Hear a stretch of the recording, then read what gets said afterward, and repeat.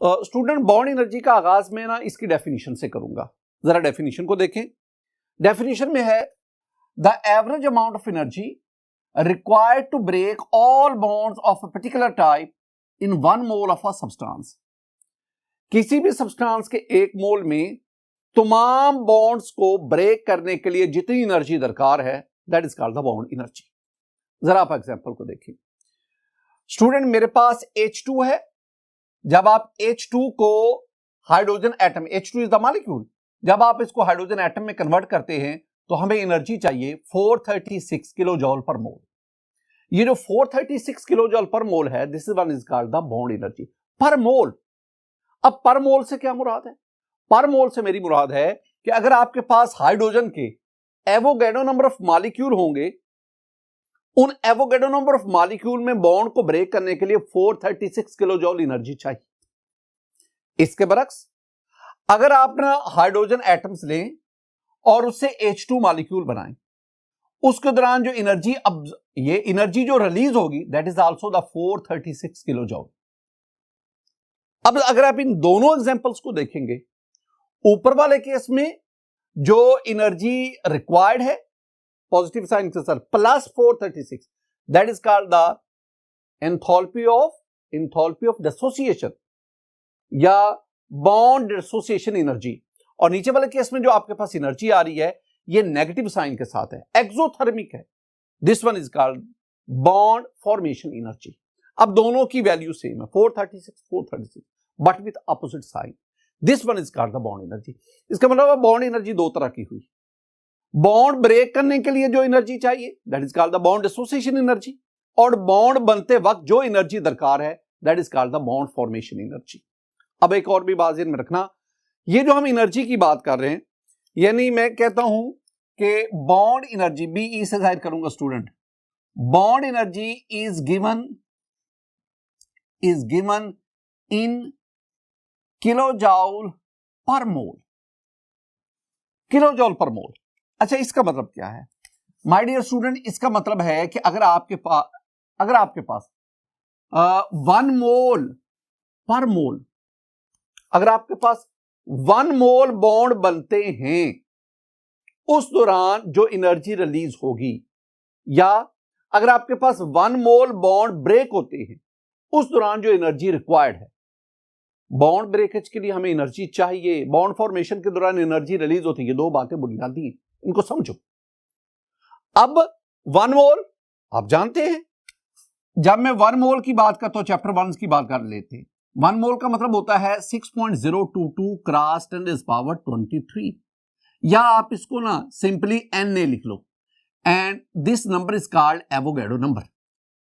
तो अगर आपके पास Avogadro number of bond formation हो रही है, उस दौरान जो एनर्जी रिलीज होगी, या एवोगैड्रो नंबर ऑफ बॉन्ड उसको ब्रेक करने के लिए जो एनर्जी रिक्वायर्ड है that is called the bond energy.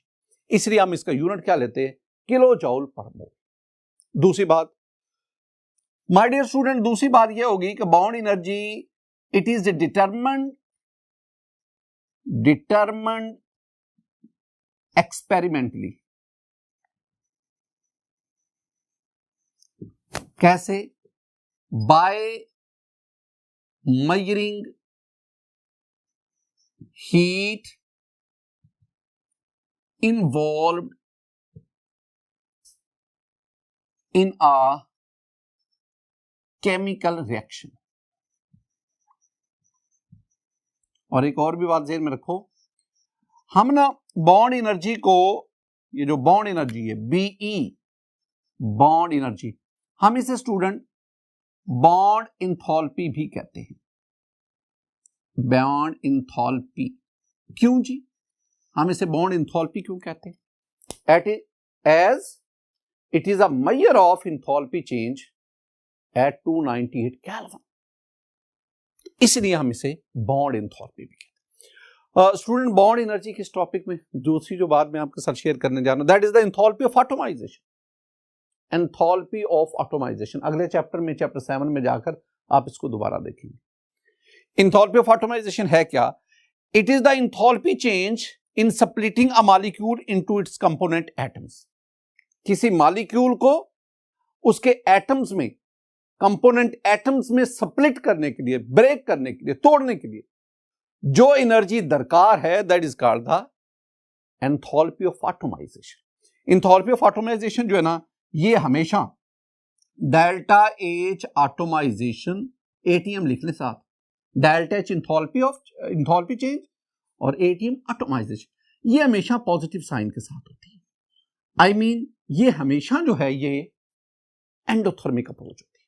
जरा बात को समझना, पहले मैं आपको एंथैल्पी ऑफ एटमाइजेशन के एग्जांपल समझाता हूं, फिर हम इसको बॉन्ड एनर्जी के साथ कोरिलेट करते हैं। देखें मेरे पास ना ये क्लोरीन का मॉलिक्यूल है, इससे क्लोरीन एटम बना, ये गैसियस स्टेट में, ये भी गैसियस स्टेट।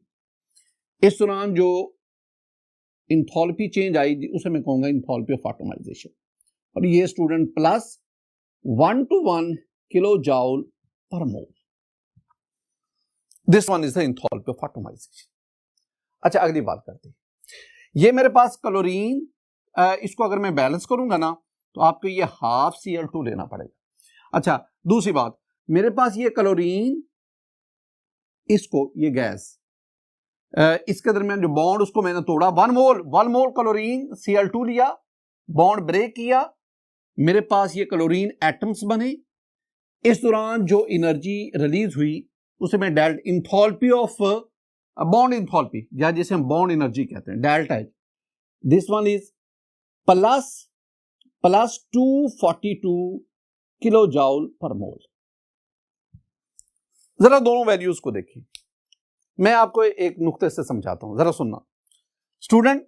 मैंने आपसे कहा कि ये क्लोरीन का मॉलिक्यूल है Cl2, इसके दरमियान ये बॉन्ड है, इस बॉन्ड को तोड़ना है। अगर मैं Avogadro number Na, Avogadro number से मेरी मुराद है स्टूडेंट 6.022 क्रॉस 10⁻23, और एवोगाड्रो नंबर में किसे कह रहा हूं, 1 mole of chlorine, 1 mole chlorine यानी Avogadro number of chlorine molecules, उसके दरमियान बॉन्ड को तोड़ा। इस दौरान जो एनर्जी दरकार है that is 242 kilo joule per मोल, इतनी एनर्जी चाहिए। And this energy is called the bond energy of chlorine. अब ये तो आ गई बॉन्ड एनर्जी, लेकिन ये एंथैल्पी ऑफ एटमाइजेशन क्या है? माय डियर स्टूडेंट, ये जो आपके पास बॉन्ड एनर्जी आई है ना, ये इस बॉन्ड को तोड़ने के लिए है। अब इस बॉन्ड एनर्जी में हाफ जो है वो इस क्लोरीन के लिए, और हाफ जो है वो ये क्लोरीन कंट्रीब्यूट करता है। अगर आप इस 242 को 2 पर डिवाइड कर दें, यानी दोनों क्लोरीन के हिस्से में दोनों क्लोरीन एटम कितना एनर्जी कंट्रीब्यूट करते, तो इसको करेंगे तो ये आपके पास आ गया 121 किलो जूल। ये आ गया। इसका मतलब है एक क्लोरीन ये कितनी एनर्जी कंट्रीब्यूट कर रहा है, 121, and this 121 is called the enthalpy of atomisation.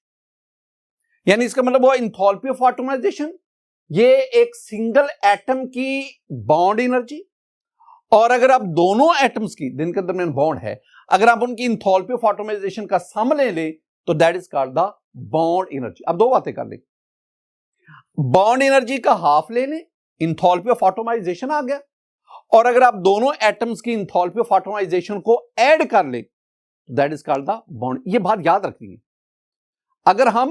अगर हम बॉन्डेड एटम की एंथैल्पी ऑफ एटमाइजेशन को ऐड कर लें तो that is called the bond energy, बशर्ते कि उनके दरमियान बनने वाला बॉन्ड नॉन पोलर।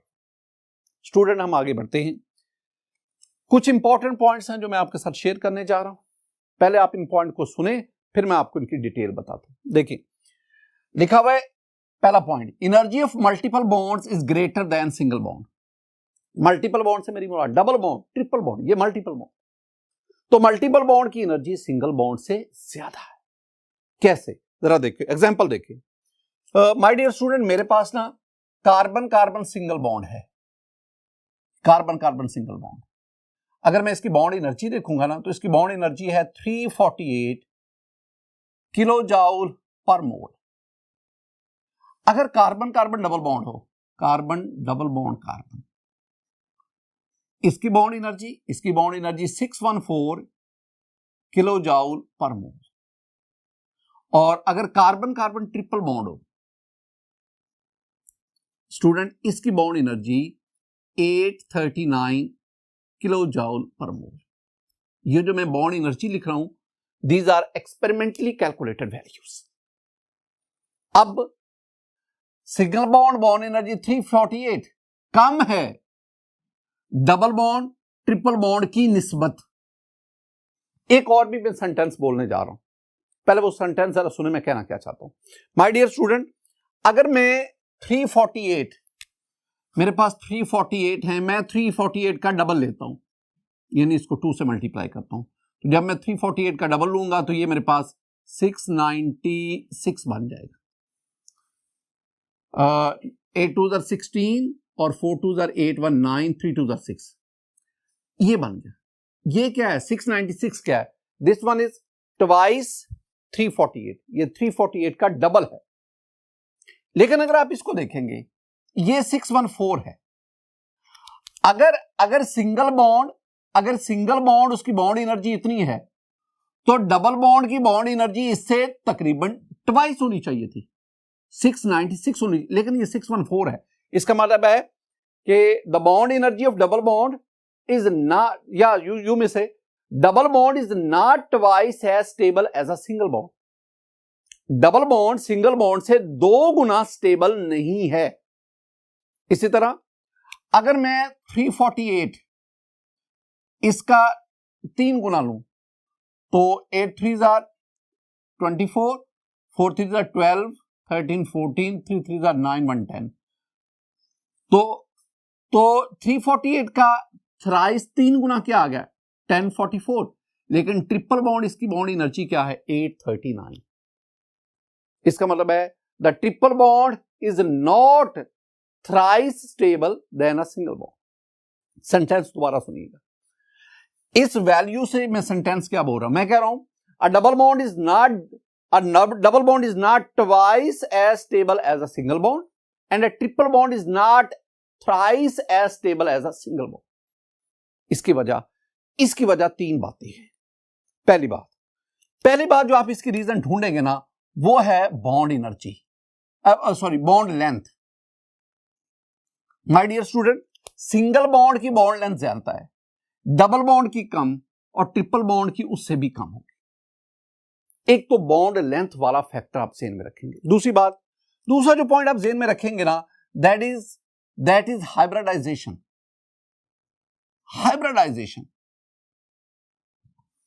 और हाइब्रिडाइजेशन के साथ साथ एक और बात दैट इज वेरी इंपॉर्टेंट, और वो है pi bond formation. Pi bond, असल ये बात, अगर आप सिंगल बॉन्ड की बात करते हैं ना, single bond is only a sigma bond, जबकि जो डबल बॉन्ड है उसमें एक सिग्मा है, दूसरा पाई है। और जो ट्रिपल बॉन्ड है, आपने पीछे पढ़ा है, उसमें एक सिग्मा है और 2 क्या है? Pi bonds. अब ना एक शॉर्ट आंसर क्वेश्चन अक्सर एग्जाम में पूछा जाता है, और वो क्या है? शॉर्ट आंसर क्वेश्चन है स्टूडेंट कि a sigma bond is stronger than a pi bond. Justify, explain, जो भी पूछा जाए। बहुत important question. Sigma bond pi bond से स्ट्रॉन्ग है।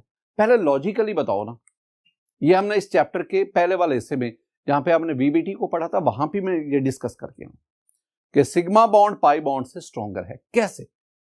माय डियर स्टूडेंट, जिस बॉन्ड की बॉन्ड एनर्जी ज्यादा होगी वो स्ट्रॉन्ग होगा।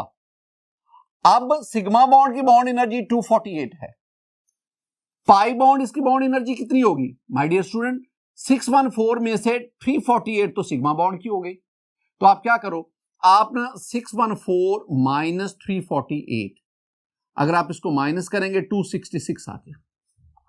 इसका मतलब हुआ कि इस केस में सिग्मा बॉन्ड को ब्रेक करने के लिए एनर्जी कितनी चाहिए? 348, और पाई बॉन्ड को ब्रेक करने के लिए एनर्जी कितनी चाहिए? 266, और दोनों को ऐड करेंगे तो आंसर क्या आएगा? 614। तो जिस बॉन्ड की बॉन्ड एनर्जी ज्यादा होगी वो स्टेबल होगा, जिसकी बॉन्ड एनर्जी कम होगी वो अनस्टेबल, वो उससे लेस स्टेबल होगा। इसका मतलब है सिग्मा बॉन्ड की बॉन्ड एनर्जी ज्यादा, it is more stable, it is stronger as compare to the pi bond. आगे हम बढ़ते हैं। मेरे पास दूसरा जो इंपॉर्टेंट पॉइंट है, a polar covalent bond is stronger than a non polar covalent bond. Student, polar covalent bond stronger होता है, non polar covalent bond weak होता है। जरा देखना, मेरे पास ना ये ब्रोमीन का बॉन्ड है, इसकी बॉन्ड एनर्जी जो है ये 193 किलोजोल पर मोल है, 193। इसके बरक्स अगर मैं इस ब्रोमीन के साथ क्लोरीन को ले आऊं, अब ये पोलैरिटी इंड्यूस होगी, पोलैरिटी की वजह से अब इसकी बॉन्ड एनर्जी 218 किलोजोल पर मोल। इसका मतलब है पोलैरिटी की वजह से एडिशनल अट्रैक्टिव फोर्स जो है वो बॉन्डिंग में ऐड हो जाती है। तो polarity, due to polarity additional attractive force is added to the bonding, मजीद उसमें अट्रैक्शन डेवलप हो जाती। तो हम क्या कहेंगे कि a polar covalent bond is stronger than a non polar covalent. अब आए आगे, फैक्टर्स अफेक्टिंग बॉन्ड एनर्जी। वो कौन से फैक्टर हैं जो बॉन्ड एनर्जी को अफेक्ट करते हैं? स्टूडेंट, हमारी बुक में 3 फैक्टर्स लिखे हुए हैं, मैं एक और अपनी तरफ से भी ऐड कर, ये ना इतने, ये जो लिखा हुआ है फैक्टर्स अफेक्ट, ये इतना हिस्सा ही आपसे बतौर शॉर्ट आंसर क्वेश्चन पूछा जा सकता है। तो पहला फैक्टर नंबर 1 पे डेल्टा ई एन, हम इसे स्टूडेंट कहते हैं इलेक्ट्रोनेगेटिविटी डिफरेंस, मैं शॉर्ट करके लिख रहा हूं, delta E N electronegativity difference between bonded atoms,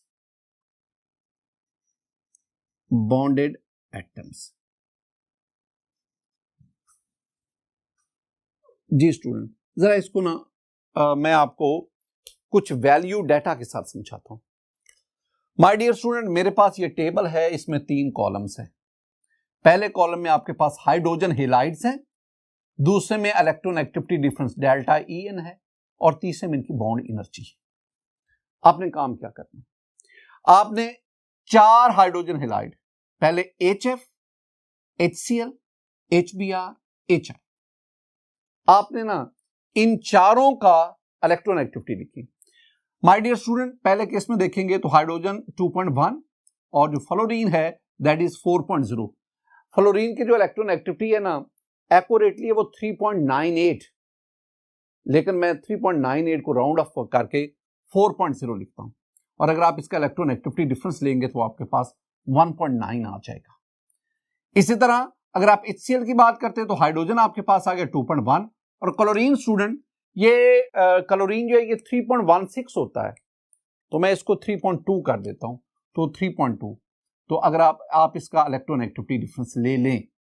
इसी तरह हाइड्रोजन और H और Br, हाइड्रोजन 2.1 और जो Br है ये 2.9, आप इसका इलेक्ट्रोनेगेटिविटी डिफरेंस लेंगे तो आपके पास ये 0.8 आ जाएगा। इस तरह आपके पास HI, हाइड्रोजन 2.1 और जो आयोडीन है ये 2.7 के करीब है, 2.66 होता है, तो मैं इसको 2.7 कर देता हूं, तो ये आपके पास जो डिफरेंस आ गया दैट इज 0.6। अब अगर आप देखेंगे इन हाइड्रोजन हेलाइड में अगर आप बॉन्डेड एटम का इलेक्ट्रोनेगेटिविटी डिफरेंस, तो आप HF से HI की तरफ जाते हैं तो इलेक्ट्रोनेगेटिविटी डिफरेंस कम होता जाता है। अब आप इन चारों की बॉन्ड एनर्जी देखिए, HF की बॉन्ड एनर्जी 567 किलोजोल पर मोल, HCl 431 किलोजोल पर मोल, HBr 366 किलोजोल पर मोल, और HI you have the 266 kilo, ये आपके पास 399 और 266 किलोजोल पर मोल आ गया। अब ये डाटा आपको क्या बता रहा है?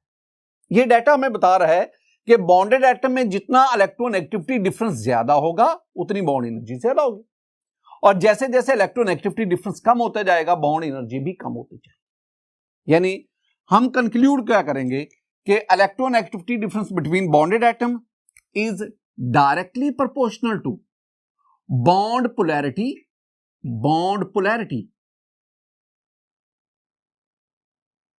that is directly proportional to bond energy। दूसरा पॉइंट नंबर 2, दूसरा हमारे पास आएगा sizes of atoms, size of atom. Student दोबारा ना मैं आपको फिगर के जरिए बात समझाने की कोशिश करता हूं। स्टूडेंट मेरे पास ना Cl2 है, क्लोरीन के 2 एटम्स के दरमियान बॉन्ड, Br2 है, I2 है। अगर आप इन तीनों हेलोजन्स की बात करते हैं तो कैलोरीन का एटॉमिक रेडियस कम है, बोरोमीन का ज्यादा, आयोडीन का उससे भी ज्यादा।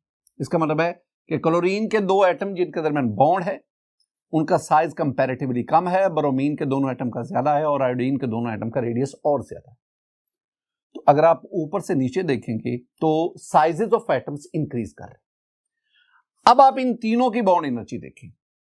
क्लोरीन की बॉन्ड एनर्जी Cl2, इसकी बॉन्ड एनर्जी 242 किलो जॉल पर मोल है। और अगर आप ब्रोमीन की बात करेंगे 193 किलो जॉल पर मोल, और अगर आप आयोडीन की बात करेंगे 151 किलो जॉल पर मोल। इसका मतलब क्या हुआ, जैसे जैसे साइजेस ऑफ एटम बढ़ते हैं बॉन्ड एनर्जी कम होती है। ऐसा क्यों है?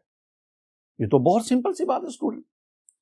एक्चुअली जैसे जैसे साइज ऑफ एटम बढ़ता है ना, जैसे देखिए साइज ऑफ एटम बढ़ता है वैसे वैसे जो electron pair, shared electron pair, ये न्यूक्लियाई से दूर जाता है और दूर जाने की वजह से न्यूक्लियाई की शेड इलेक्ट्रॉन पेयर पर अट्रैक्शन कम होते जाते हैं। और अट्रैक्शन कम होने का मतलब है कि बॉन्ड वीक होता जाता है, और बॉन्ड वीक होने का मतलब है, लेस स्टेबल होने का मतलब है बॉन्ड एनर्जी कम होती जाती है। तो हम क्या कहेंगे, हम कहेंगे sizes of atom it is inversely proportional to bond energy. तीसरी बात, that is the bond length. Bond length, my dear student, ये तो बहुत आसान सी बात है ना। अगर बॉन्ड की लेंथ ज्यादा होगी तो बॉन्ड वीक होगा, अगर बॉन्ड लेंथ कम होती जाएगी तो बॉन्ड स्ट्रॉन्ग होता जाएगा। तो मैं क्या कहूंगा, जो शॉर्ट बॉन्ड हैं, जो जिनके बॉन्ड लेंथ कम है, वो स्ट्रॉन्ग होते हैं as compare to the large bond जिनकी बॉन्ड लेंथ ज्यादा। यही बात हमने ऊपर भी पढ़ी है। ये कार्बन कार्बन सिंगल बॉन्ड, इसकी बॉन्ड लेंथ ज्यादा होती है, इसकी बॉन्ड लेंथ आपके पास 154 पिकोमीटर है। कार्बन कार्बन डबल बॉन्ड, इसकी बॉन्ड लेंथ कम है, 133 पिकोमीटर है। और अगर कार्बन कार्बन ट्रिपल बॉन्ड, इसकी बॉन्ड लेंथ उससे भी कम है, एंड दैट इज 120 पिकोमीटर। इसका मतलब है बॉन्ड लेंथ ज्यादा, बॉन्ड एनर्जी कम, बॉन्ड लेंथ कम, बॉन्ड एनर्जी ज्यादा, इनवर्स रिलेशन। तो bond length is inversely proportional to bond energy. और आखिरी बात, that is the bond polarity. वो कि हम ऊपर इसको डिस्कस कर चुके हैं, लेकिन दोबारा भी आप इसको देखेंगे तो बॉन्ड पोलैरिटी के केस में हमने क्या कहा कि जितनी बॉन्ड पोलैरिटी ज्यादा होगी, bond polarity induce additional attractive forces in the body, ये मजीद अट्रैक्शन डेवलप करती है एटम्स के दरमियान। तो बॉन्ड पोलैरिटी जितनी ज्यादा होगी उतनी बॉन्ड एनर्जी भी ज्यादा। माय डियर स्टूडेंट, ये चार फैक्टर आपने डिस्कस याद रखने हैं, और इन फैक्टर का बॉन्ड एनर्जी के साथ क्या ताल्लुक है ये भी ध्यान रखना। आगे बढ़ते हैं, ionic character and bond energy. Ionic character का बॉन्ड एनर्जी से क्या ताल्लुक है? मैं यहां जो एग्जांपल लूंगा ना स्टूडेंट, मैं वो हाइड्रोजन हेलाइड्स की एग्जांपल लेता हूं। हाइड्रोजन हेलाइड से मेरी मुराद है HX। और माय डियर स्टूडेंट, यहां पे X जो है ना, ये है फ्लोरीन, क्लोरीन, ब्रोमीन और आयोडीन। मैं आपको समझाना क्या चाहता हूं, जरा गौर से हमारा टारगेट समझे। मैं समझाना क्या चाह रहा हूं, मैं समझाना यह चाह रहा हूं कि अगर आप HCl या HF, HBr और HI, मैं इन चारों की बात कर रहा हूं, आपने ये देखना है आपने कि इनके दरमियान जो बॉन्ड है ना, इसको ब्रेक करने के लिए जो बॉन्ड एनर्जी है उसका आयनिक करैक्टर से क्या ताल्लुक है, और आयनिक करैक्टर का इलेक्ट्रोनेगेटिविटी के साथ ताल्लुक है। जितना इलेक्ट्रोनेगेटिविटी डिफरेंस ज्यादा होता है उतना आयनिक करैक्टर ज्यादा होता है, और जितना आयनिक करैक्टर ज्यादा होता है उतनी पोलैरिटी ज्यादा होती है, और जितनी पोलैरिटी ज्यादा होती है उतनी बॉन्ड एनर्जी मजीद बढ़ जाती है। ये एक रिलेशन है जिसको हम जानने की कोशिश करते हैं। मैं इसमें जो एग्जांपल लूंगा, मैं HCl की एग्जांपल लूंगा। My dear student, calculating bond energy of HCl। मैं HCl की दो तरह की बॉन्ड एनर्जी आपके सामने लाता हूं। एक, bond energy of HCl calculated, यानी मेरे पास जो सब्सटेंस है वो HCl है, और मैं इसकी बॉन्ड एनर्जी कैलकुलेटेड और फिर बॉन्ड एनर्जी ऑब्जर्व्ड। दोनों में फर्क क्या है? जब मैं कैलकुलेटेड बॉन्ड एनर्जी का मतलब है मैंने H और Cl के दरमियान ये जो बॉन्ड है ना, ये वाला, इसको मैंने सपोज करना है, suppose it as non polar. मैंने इस बॉन्ड को नॉन पोलर कंसीडर करना है। मैंने ये कहना है कि दोनों एटम के दरमियान ये जो शेयर्ड इलेक्ट्रॉन पेयर है ये इक्वली डिस्ट्रीब्यूटेड है। दोनों एटम्स के न्यूक्लियाई की शेयर्ड इलेक्ट्रॉन पेयर पर अट्रैक्शन यकसा है, मुसावी है।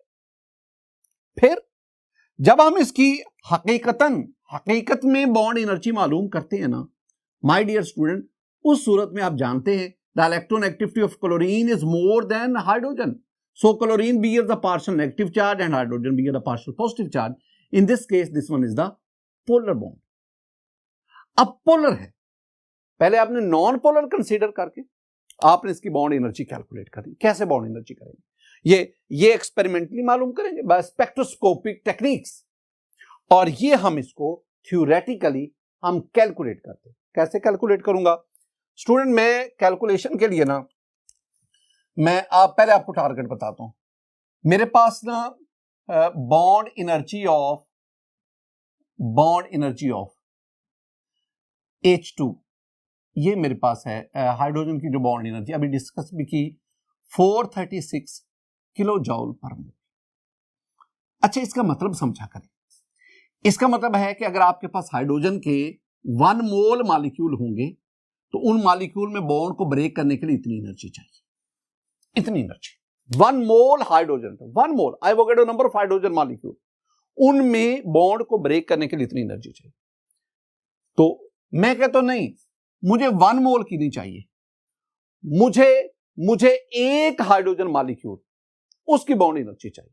तो वेरी सिंपल, अगर Avogadro number of hydrogen atom की बॉन्ड एनर्जी इतनी है तो Avogadro number of hydrogen molecule की बॉन्ड एनर्जी इतनी है तो एक मॉलिक्यूल की, तो बॉन्ड एनर्जी पर H2 मॉलिक्यूल, एक हाइड्रोजन मॉलिक्यूल। तो आप क्या करोगे स्टूडेंट? आप करेंगे 436 divided by Avogadro number 6.022 cross 10⁻23। मैं आइंदा से इसको ना Na लिखूंगा टाइम को बचाने के लिए। तो अगर आप इसको सॉल्व करेंगे तो आंसर आएगा 72.42 किलो जूल पर मॉलिक्यूल, एक मॉलिक्यूल। अब यहां पर मोल नहीं लिखेंगे, ये तो एक मॉलिक्यूल की है, फॉर या पर मॉलिक्यूल लिखें। मैं मजीद आगे बढ़ता हूं। अब एक हाइड्रोजन का ये जो मॉलिक्यूल है H2, अब इस मॉलिक्यूल को तोड़ने के लिए इतनी क्रॉस 10⁻⁻⁻23 किलो जूल। अब इस एक बॉन्ड को तोड़ने के लिए हमें इतनी एनर्जी चाहिए। अगर मैं कहूं नहीं मुझे एक एटम की बताएं, तो माय डियर स्टूडेंट आप इसको हाफ कर लें, 2 पे डिवाइड कर लें। तो अगर आप मैं यहीं पे बात करूंगा बॉन्ड एनर्जी पर हाइड्रोजन एटम, एक हाइड्रोजन एटम की, तो 72.42 10⁻⁻23 डिवाइडेड बाय 2। जब आप निकालेंगे तो आपके पास ये आ जाएगा 36.21 क्रॉस 10⁻⁻23 किलो जूल। ये आपके पास जो आया ना, ये आपके पास एक हाइड्रोजन एटम की, जैसे आपने कहा ना इंथैल्पी ऑफ एटोमाइजेशन, तो ये आपके पास इंथैल्पी ऑफ एटोमाइजेशन आ गई। बिल्कुल सेम पैटर्न पे यही टेक्निक यूज करते हुए आप क्लोरीन की इंथैल्पी ऑफ एटोमाइजेशन ले। वो कैसे? उसके लिए आपको क्या चाहिए? आपको चाहिए जी बॉन्ड एनर्जी ऑफ क्लोरीन। तो हमने पढ़ी थी 242, मैंने आपसे कहा था, तो आप उसको राउंड ऑफ करके कह लें कि 240 किलो जूल पर मोल। बिल्कुल स्टूडेंट, ये तो Avogadro number of chlorine molecule उनकी बॉन्ड एनर्जी है ना, तो मुझे तो एक मॉलिक्यूल की चाहिए। तो आप क्या करेंगे? आप कहेंगे जी bond energy per chlorine molecule, एक chlorine molecule. My dear student, इसको आप क्या करेंगे? आप करेंगे 240 divided by Avogadro number 6.022 cross 10⁻23। तो डिवाइड करेंगे, आपके पास एक वैल्यू आएगी, उस वैल्यू सपोज x है, आप उसको फर्दर 2 पे डिवाइड करें। जब आप उसको 2 पे डिवाइड करेंगे तो आपके पास 19.93 क्रॉस 10 पावर -23 ये जो आएगी ना, this one is kilo जॉल, this one is हम कहेंगे पर कैलोरीन एटम। ये एक कैलोरीन एटम की तरतीब को जरा समझते जाओ। ये आपने क्या किया, ये आपने एक कैलोरी hydrogen atom, enthalpy of atomization of hydrogen, ये आपने क्या किया, ये आपने एक कैलोरीन एटम उसकी एंथैल्पी ली, एंथैल्पी ऑफ एटमाइजेशन। अब आपने दोनों को जोड़ के HCl बना लो, यानी अब आपने क्या बनाना है, आपने बनाना है HCl।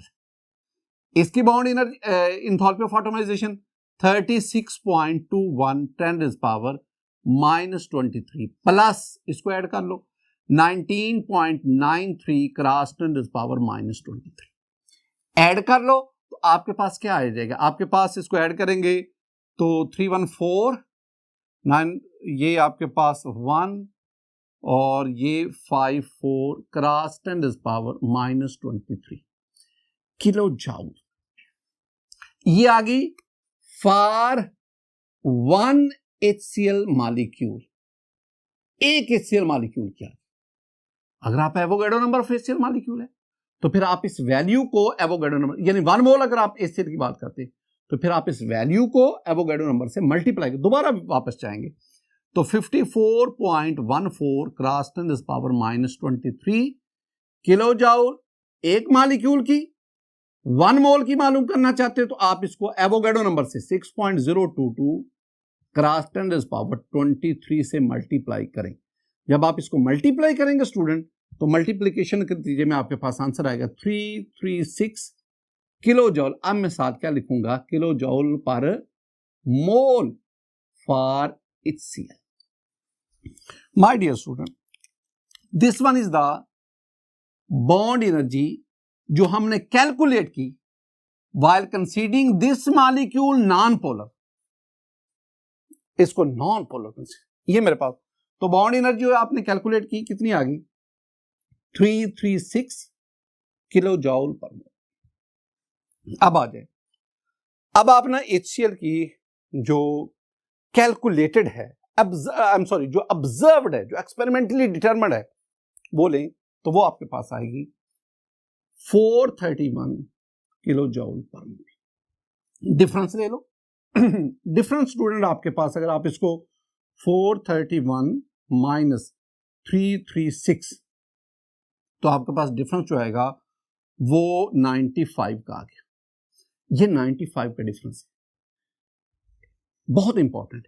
ये जो 95 का फिगर है ना, ये आज की डिस्कशन का मेन पॉइंट है। आप क्या समझ आपने क्या कहा, आपने कहा ये जो बॉन्ड है ये नॉन पोलर है। अगर नॉन पोलर है तो उसको ब्रेक करने के लिए इतनी एनर्जी चाहिए, लेकिन हमने क्या कहा, हमने कहा कि चूंकि क्लोरीन की इलेक्ट्रोनेगेटिविटी हाइड्रोजन से ज्यादा है तो मोर इलेक्ट्रोनेगेटिव होने की वजह से इस पे पार्शियल नेगेटिव पार्शियल और यूं ये बॉन्ड पोलर हो गया। इलेक्ट्रोनेगेटिविटी डिफरेंस की वजह से बॉन्ड में पोलैरिटी क्रिएट होगी और उस पोलैरिटी की वजह से ये बॉन्ड आपकी एक्सपेक्टेशन से ज्यादा स्ट्रॉन्ग हो गया। कितना ज्यादा स्ट्रॉन्ग हो गया 95 किलो जूल। ये जो 95 किलो जूल पर मोल इसमें एडिशनल अट्रैक्टिव फोर्स आई है, it is due to polarity. अब हम कंक्लूड क्या करेंगे, हम कहेंगे जितना ये बॉन्ड ज्यादा पोलर होगा उतनी ज्यादा एडिशनल अट्रैक्टिव फोर्स इसमें इंड्यूस होती जाएगी, ऐड होती जाएगी, उतना वो ज्यादा स्टेबल होता है। माय डियर स्टूडेंट, आप जरा ना इस टेबल को देख लें। ये टेबल जो है ये हमें बता रहा है, पहले तो इस टेबल में एक्स से मुराद यहां पे हैलोजन्स है, एक्स बराबर फ्लोरीन, एक्स बराबर क्लोरीन, एक्स बराबर ब्रोमीन, एक्स बराबर आयोडीन। अब आप पहले में देखेंगे तो हमने एक्स बॉन्ड, एक्स का मतलब है दो हैलोजन है, F2 के दरमियान Cl2 Br2 I2, इनकी बॉन्ड एनर्जी कितनी है। तो मैंने आपसे ये शेयर की हुई है कि क्लोरीन के बारे में मैंने आपको बताया था कि क्लोरीन के दो एटम्स को तोड़ने के लिए Cl2 तो हमें 242 किलो जूल पर, ब्रोमीन में ये 193, आयोडीन में ये 151। अच्छा, अब दूसरी जो चीज आ गई, हमने ना अब हाइड्रोजन हैलाइड की तरफ आओ, HX की तरफ आओ। पहले मैंने इनकी ये कैलकुलेटेड, जब इसमें हम इनके दरमियान बॉन्ड को नॉन पोलर कंसीडर किया वो वैल्यू आ गई। फिर हमने इनकी एक्सपेरिमेंटली डिटरमाइंड ऑब्जर्व, तो मैंने आपसे कहा कि HF इसको तोड़ने के लिए 567 किलो जूल पर HBr HI HF ACl HBr HI।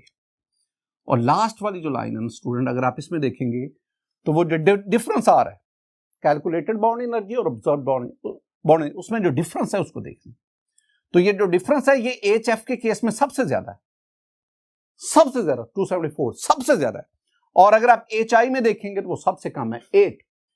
तो इसका मतलब क्या हुआ, जितना बॉन्डेड एटम में इलेक्ट्रोनेगेटिविटी डिफरेंस ज्यादा होगा उतनी पोलैरिटी ज्यादा होगी, और जितनी पोलैरिटी ज्यादा होगी उतनी एडिशनल अट्रैक्टिव फोर्स ज्यादा होगी। ये आज की डिस्कशन का मेन ये टेबल जो है ये हमें एक्सप्रेस करके थे। माय डियर स्टूडेंट, आज के इस लेक्चर में हमने बॉन्ड एनर्जी को बड़ी डिटेल के साथ डिस्कस किया, और लास्ट में हम बॉन्ड एनर्जी का आयनिक करैक्टर के साथ पोलैरिटी के साथ क्या रिलेशन है उसको डिस्कस किया। मेरी दुआ है कि अल्लाह ताला आप पर अपना फजल और करम फरमाए, अल्लाह ताला आपके इल्म में इजाफा फरमाए। अस्सलामु अलैकुम व रहमतुल्लाह।